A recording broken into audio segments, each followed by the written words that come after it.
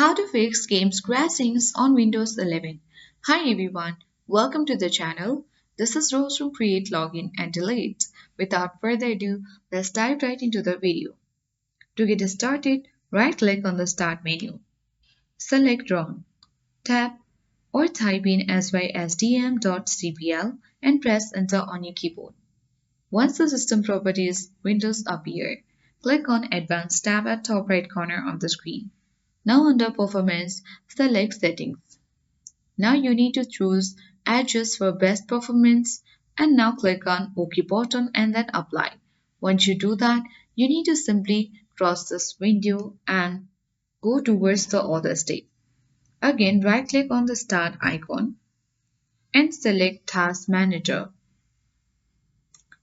Now click on Run New Task at top right corner of the screen and here you simply need to type in Browse button and now go to this PC. Open local disk C and you need to find out Windows folder. Open it. Find out the System 32 folder. Once you get it again, click on it to open it. From here you need to find out cmd.exe file. You can use the search icon at top right corner. Once you find it, you need to simply open the file.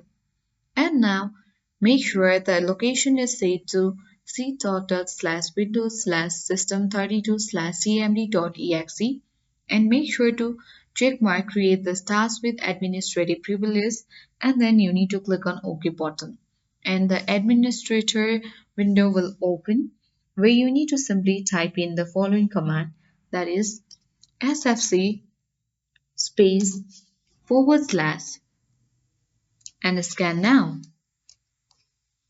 Once you have typed in it, you need to hit enter to execute.